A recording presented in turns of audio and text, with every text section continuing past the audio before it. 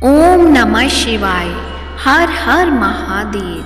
प्रिय भक्तजनों, आप सभी का मायरा वॉइस चैनल में हार्दिक स्वागत है। आप सभी का दिन शुभ और मंगलमय हो और भगवान भोलेनाथ आप सबकी मनोकामनाएं पूर्ण करें। आज की इस वीडियो में आप सुनेंगे फागुन मास का अध्याय 16, जिसमें आपको शिव पुराण का अध्याय सुनाऊंगी। तो प्रेम से बोलिए हर हर महादेव और कमेंट बॉक्स में भी लिखिए भगवान भोलेनाथ की जय हो या श्री शिवाय नमस्तुत्यम जरूर लिखें। अब सुनिए अध्याय। स्वयंभू मनु और शतरूपा की ऋषियों की तथा दक्ष की संतानों का वर्णन तथा सती और शिव जी की महत्ता का प्रतिपादन। ब्रह्मा जी कहते हैं, हे नारद, तदंतर मैंने शब्द, मात्रा आदि सूक्ष्म भूतों को स्वयं ही पंचीकृत करके अर्थात उन पांचों का परस्पर सम्मिश्रण करके उससे स्थूल आकाश, वायु, अग्नि, जल और पृथ्वी की सृष्टि की। पर्वतों, समुद्रों और वृक्षों आदि को उत्पन्न किया। कला से लेकर युग पर्यंत जो काल विभाग है उसकी रचना की। उत्पत्ति और विनाश वाले और भी बहुत से पदार्थों का निर्माण किया, परंतु इससे मुझे संतोष नहीं हुआ। तब श्याम शिव का ध्यान करके मैंने साधन परायण पुरुषों की सृष्टि की। अपने दोनों नेत्रों से मरीचि को, हृदय से भृगु को, शिर से अंगिरा को, व्यान वायु ने मुनि श्रेष्ठ पुलह को, उदान वायु से पुलस्त्य को, समान वायु से वशिष्ठ को, अपान से क्रतु को, दोनों कानों से अत्रि को, प्राणों से दक्ष को, गोद से तुमको, छाया से करदम मुनि को तथा संकल्प से समस्त साधनों के साधन धर्म को उत्पन्न किया। मुनि श्रेष्ठ, इस तरह इंसानों की सृष्टि करके महादेव जी की कृपा से मैंने अपने आप को कृतार्थ माना। तत्पश्चात संकल्प से उत्पन्न हुए धर्म मेरी आज्ञा से मानव रूप धारण करके साधकों की प्रेरणा से साधन में लग गए। इसके बाद मैंने अपने विभिन्न अंगों से देवता, असुर आदि के रूप में असंख्य पुत्रों की सृष्टि करके उन्हें भिन्न भिन्न शरीर प्रदान किए। तदंतर अंतर्यामी भगवान शंकर की प्रेरणा से अपने शरीर को दो भागों में विभक्त करके मैं दो रूप वाला हो गया। नारद, आधे शरीर से मैं स्त्री हो गया और आधे शरीर से मैं पुरुष हो गया। उस पुरुष ने उस स्त्री के गर्भ से सर्वे समर्थ उत्तम जोड़े को उत्पन्न किया। उस जोड़े में जो पुरुष था वही स्वयंभू मनु के नाम से प्रसिद्ध हुआ। स्वयंभू मनु उच्च कोटि के साधक हुए तथा जो स्त्री हुई वह सतरूपा कहलाई। वह योगिनी व तपस्विनी हुई। मुनि ने वैवाहिक विधि से अत्यंत सुंदरी सतरूपा का पानी ग्रहण किया और उससे वे मैथुन जनित सृष्टि उत्पन्न करने लगे। उन्होंने सतरूपा से प्रियव्रत और उत्तानपाद नामक दो पुत्र और 3 कन्याएं उत्पन्न की। कन्याओं के नाम थे आकृति, देवहूति और प्रसूति। मनु ने आकृति का विवाह प्रजापति रुचि के साथ किया। मझली पुत्री देवहूति कदम को व्याधि और उत्तानपाद की सबसे छोटी बहन प्रसूति प्रजापति दक्ष को दे दी। उनकी संतान परंपराओं से समस्त चराचर जगत व्याप्त हैं। रुचि से आकृति के गर्भ से यज्ञ और दक्षिणा नामक स्त्री पुरुष का जोड़ा उत्पन्न हुआ। यज्ञ के दक्षिणा से 12 पुत्र हुए। मुने करदम द्वारा देवहूति के गर्भ से बहुत सी स्त्रियां उत्पन्न हुई। दक्ष की प्रसूति से 24 कन्याएं हुई। उनमें से श्रद्धा आदि 13 कन्याओं का विवाह दक्ष ने धर्म के साथ कर दिया। मुनीश्वर, धर्म की उन पत्नियों के नाम सुनो। श्रद्धा, लक्ष्मी, धरती, तुष्टि, पुष्टि, मेघा, क्रिया, बुद्धि, लज्जा, वसु, शांति, सिद्धि और कीर्ति, यह सब 13 हैं। इनमें छोटी जो शेष 11 सुलोचना कन्याएं थीं, उनके नाम इस प्रकार हैं: ख्याति, सती, संभूति, स्मृति, प्रीति, सन्नति, अनुसुईया, ऊर्जा, स्वाहा तथा सुविधा। भृगु, शिव, मरीचि, ऋषि, अंगिरा, मुनि, पुलस्त्य, पुलक, मुनि श्रेष्ठ कृति, अत्रि, वशिष्ठ, अग्नि और पितरों ने क्रमशः इन ख्याति आदि कन्याओं का पाणी ग्रहण किया। भृगु आदि मुनि श्रेष्ठ साधक हैं। इनकी संतानों से चराचर प्राणियों सहित सारी त्रिलोकी भरी हुई है।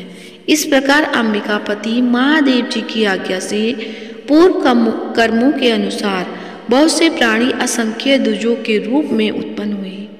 कल्प भेद से दक्ष के 60 कन्याएं बताई गईं। उनमें से 10 कन्याओं का विवाह है, उन्होंने धर्म के साथ किया। 27 कन्याएं चंद्रमा को ब्याह दी और विधि पूर्वक 13 कन्याओं के हाथ दक्ष ने कश्यप के हाथ में दे दिए।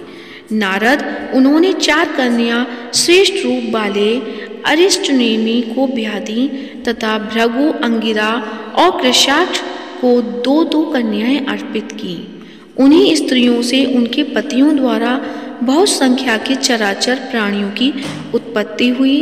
दक्ष ने महात्मा कश्यप को जिन 13 कन्याओं का विधि पूर्वक दान दिया था, उनकी संतानों से सारी त्रिलोकी व्याप्त है। स्थावर और जंगम कोई भी सृष्टि ऐसा नहीं है जो कश्यप की संतान से शून्य हो। देवता, ऋषि, दैत्य, वृक्ष, पक्षी, पर्वत तथा तृणलता आदि सभी कश्यप पत्नियों से पैदा हुए हैं। इस प्रकार दक्ष कन्याओं की संतानों से सारा चराचर जगत व्याप्त है। पाताल से लेकर सत्यलोक पर्यंत समस्त ब्रह्मांड निश्चय ही उनकी संतानों से सदा भरा रहता है, कभी खाली नहीं होता। इस तरह भगवान शंकर की आज्ञा से ब्रह्मा जी बोले। भली प्रकार सृष्टि की पूर्व काल में सर्वव्यापी शंभु जी ने तपस्या के लिए प्रकट किया था तथा शूद्र रुद्र देव ने त्रिशूल के अग्रभाग पर रखकर जिनकी सदा रक्षा की है, वही सती देवी लोकहित का कार्य संपादित करने के लिए दक्ष से प्रकट हुई। उन्होंने भक्तों के उद्धार के लिए अनेक लीलाएं की। मुनि श्रेष्ठ, इस प्रकार देवी शिवा ही सती होकर भगवान शंकर से ब्याह दी गई, किंतु पिता के यज्ञ में पति का अपमान देख उन्होंने अपने शरीर को त्याग दिया और फिर उसे ग्रहण नहीं किया। अपनी परम पद को प्राप्त हो गई। फिर देवताओं की प्रार्थना से वही शिवा पार्वती रूप में प्रकट हुई और बड़ी तपस्या करके भगवान शिव को उन्होंने प्राप्त कर लिया। मुनीश्वर, इस जगत में उनके अनेकों नाम हैं। उनके कालिका, चंडिका, भद्रा, चामुंडा, विजया, जयंती, भद्रकाली, दुर्गा, भगवती, कामाख्या, कामदा, अंबानी और सर्वमंगला आदि अनेक नाम हैं जो भोग और मोक्ष देने वाले हैं। यह सभी नाम उनके गुण और कर्मों के अनुसार हैं। मुनिश्रेष्ठ, इस प्रकार मैंने सृष्टि कर्म का तुमसे वर्णन किया है। ब्रह्मांड का यह सारा भाग भगवान शिव की आज्ञा से मेरे द्वारा रचा गया है। भगवान शिव को परम ब्रह्म परमात्मा कहा गया है। मैं, विष्णु तथा रुद्र, यह 3 देवता गुण भेद से उनके रूप बताए गए हैं। वे मनोरम शिवलोक में शिवा के साथ स्वच्छंद विहार करते हैं। भगवान शिव स्वतंत्र परमात्मा है, वे निर्गुण और सगुण हैं। तो प्रेम से बोलिए ओम नमः शिवाय, हर हर महादेव। अब आप सुनेंगे श्री शिव चालीसा। श्री गणेश गिरजा सुवन मंगल मूल सुजान, कहत अयोध्या दास तुम देहु अभय वरदान। जय गिरिजापति दीन दयाला, सदा करत संतन प्रतिपाला। भाल चंद्रमा सोहत नीके, कानन कुंडल नाग फनी के। अंग गौर शिर गंग बहाए, मुंड माल तन चार लगाए। वस्त्र खाल बागंबर सोहे, छवि को देख नाग मुनि मोहे। मैना मातु की है दुलारी, भाम अंग सोहत छवि न्यारी। कर त्रिशूल सोहत छवि भारी, करत सदा शत्रुन क्षयकारी। नंदी गणेश सोहे तकहत कैसे, सागर मध्य कमल है जैसे। कार्तिक श्याम और गण गाऊं, या छवि को कही जात न काऊं। देवन जब ही जाए पुकारा, तब ही दुख प्रभु आप निवारा। किया उपद्रव तारक भारी, देवन सब मिली तुम ही जुहारी। तुरत षडानन आप पठायो, लवनी मेष महामारी गिरायो। आप जलंधर अरु असुर सहारा, सुयस तुम्हार विधि संसारा। त्रिपुरासुर सन युद्ध मचाई, सब ही कृपा कर लीन बचाई। किया तब ही भागीरथ भारी, पूरव प्रतिज्ञा तसु पुरारी। दानिन महा तुम सम को नाही, सेवक स्तुति करत सदाहि। वेद नाम महिमा तब गाई, अकथ अनादि वेद नहीं पाई। प्रगट उदति मंथन में ज्वाला, जरे सुरासुर भय बिहारा। कीन्ह दया ता करी सहाय, नीलकंठ तब नाम कहाई। पूजन रामचंद्र जब कीना, जीत के लंक विभीषण दीना। सहस कमल में हो रहे धारी, कीना परीक्षा तुभी पुरारी। एक कमल प्रभु राख्यो जोई, कमल नयन पूजन चह सोई। कठिन भक्ति देखी प्रभु शंकर, भय प्रसन्न दिए इक्षित वर। जय जय जय अनंत अविनाशी, करत कृपा सब के घटवासी। दुष्ट सकल नित मोहि सतावे, भ्रमत रहे मोहि चैन न आवे। त्राहि त्राहि मैं नाथ पुकारो, यदि अवसर मोहिन आन उपारो। ले त्रिशूल शत्रुन को मारो, संकट से मोहि आन उपारो। मातु पिता भ्राता सब कोई, संकट में पूछत नहीं कोई। स्वामी एक है आस तुम्हारी, हाय हर हो अव संकट बारी। धन निर्धन को देत सधाई, जो कोई जांचे वो फल पाही।